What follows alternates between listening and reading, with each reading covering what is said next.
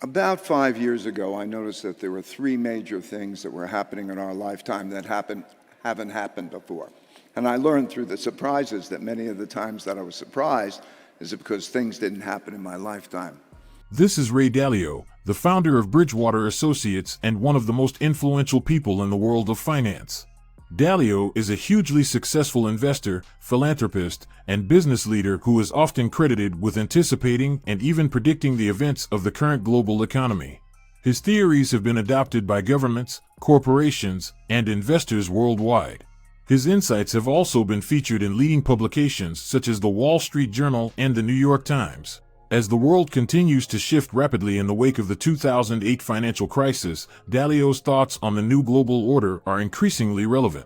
His unique perspective offers an understanding of the forces at play and how they are affecting our lives. Dalio's remarkable insights provide an invaluable resource for anyone looking to navigate the changing economic landscape. Welcome to Savvy Economists. In this video, we will examine why Ray Dalio says the new global order is affecting our lives and how we can respond to the changes it brings. Please watch, like, and share this video. Also, drop your comments and thoughts below, and remember to subscribe to the channel for more related content similar to this. We begin with a short clip of Ray Dalio. Those three basic things were the amount of printing of money and the creation of debt, and what that means for inflation and the value of money. The second was the amount of internal conflict. So we pay attention to these things. In other words, gaps in wealth and opportunity and values leading to populism.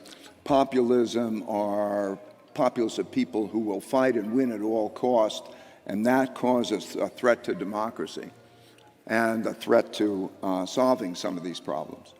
And the third thing is international conflict.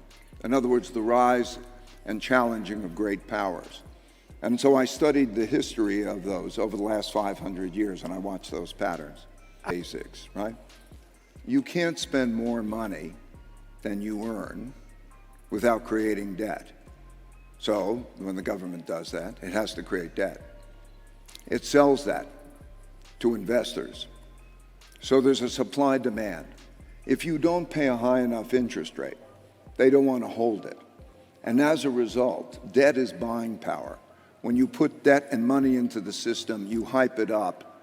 But debt also creates an obligation to pay back. And when there's too much debt, then there is how do you pay back? Do you give it in the same hard value, or do you print money? So throughout history, when this has occurred, you can go back to the Old Testament, you see the situation that we're in. That's fundamentally, you can only raise your living standards by being productive. Productivity, we're creating unsound finances because we print a lot more money. We want to spend more money than we have. It's like a human being, same for a government. The only difference between a government and a human being is they print money. Dalio discussed three major things that are occurring in our lifetime and have never occurred before. These major things are the amount of money printed, which leads to the creation of debt, the amount of internal conflict, and lastly, an international conflict, which is the rise and challenge of great powers. To him, he believes all these events have changed our style of living and are affecting our daily lives. Listen to this carefully. So now productivity, if you invest in productivity, we were hearing this before, if you invest in education, and you create higher education, they're very clear indicators of what makes living standards rise. The foremost, is do you raise children, ideally in a family that has two parents who care about them, and that they go to school, a good school, and they get well educated, and they are civil, and they come out to a world of equal opportunity, and then maybe enough resources that when they have great ideas, it's financed, and you have peace. You have prosperity. Those are the only things you need. So investing in those things is the way of the future. We're involved in philanthropy, and we see that you can make such big differences economically. I worry about how we are with each other, most fundamentally, right? Problems always exist. But in this world in which there's great domestic conflict, and there's great international conflict, because of these differences, History has shown these patterns. It happens over and over again. Internationally, there are 5 types of war. There's a trade war, a technology war, a geopolitical influence war, a capital and economic war, and a military war. We've got them all. Well, yes, and the ways that they change. You could see before, when you use economic warfare and capital warfare, and it accelerates, such as you cut off countries from receiving needed things. When all that happens, and you see an increase in military spending, you're close to the point of another military war, and you have financial problems.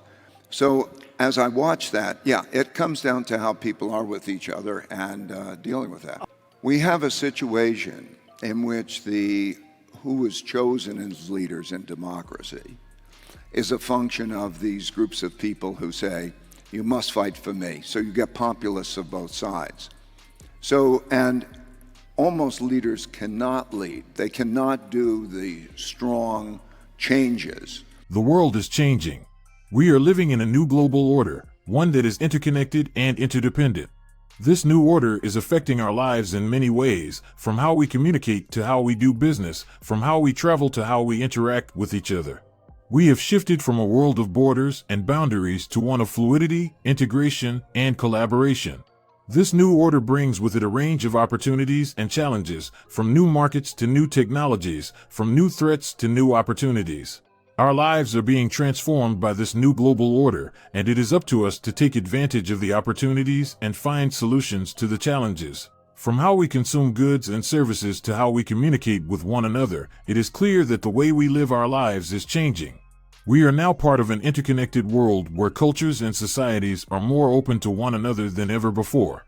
As we move into this new era of globalization, it is crucial to understand the implications of this new order in our lives. The changes that the new global order brings can be both positive and negative.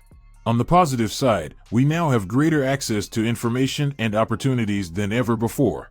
On the negative side, the pace of change can be overwhelming, and we may feel like we are losing control of our lives. There are a few things we can do to make sure we're prepared for these changes. 1. Stay informed. Keep up to date with the latest news and developments so that you're aware of what's happening in the world. 2. Be flexible. Be prepared to change your plans and adapt to new circumstances. 3. Be proactive. Don't wait for things to happen. Take action and make things happen. 4. Be open-minded. Be willing to try new things and explore different cultures. 5. Be resilient. Despite the challenges, remember that you can overcome anything. By following these simple guidelines, we can ensure that we're ready for whatever the global order throws our way. Listen to this carefully. Without somebody agreeing, we're arguing over everything. And so when we look at how is a possibility of lead, story about Mario Draghi and the existing primary system in the United States choosing candidates. So I don't think you're going to find, and history has shown, that it increases. They say you have to pick a side, okay? And so you pick a side increasingly, whether it's domestically or internationally. You will be asked to pick a side and that conflict. That doesn't lend itself to compromise. It doesn't lend itself to thinking about the whole. So I'm concerned about that. If we can behave well with each other. We have in the world, in total, the highest income practically that we've ever had. We have the greatest life expectancy. Our circumstances have never been greater. It's an engineering exercise. If you have people who are good with each other and can think of the whole, and how do you engineer for the whole, the capacity of that to exists. We have a problem, though, because we have these conflicts. With a career spanning decades, Dalio has a unique perspective on the changing global order and how it will shape our lives. He believes that the world is going through a major shift, one in which global economic power is being redistributed and reshaped. He has a knack for predicting how this new order will influence our lives, from how we access information to how we interact. He has spoken about the increasing importance of technology, the implications of globalization, and the need to embrace a more flexible form of capitalism. By understanding the changing global order, we can better prepare for our own futures and the future of the world. What do you think about Ray Dalio's comments so far on the new global order? Feel free to let us know your thoughts in the comment section below. Kindly share this video with your family and friends, and don't forget to hit the like button and subscribe to our channel for more updates like this. Thanks for watching. Anticipate our next video update.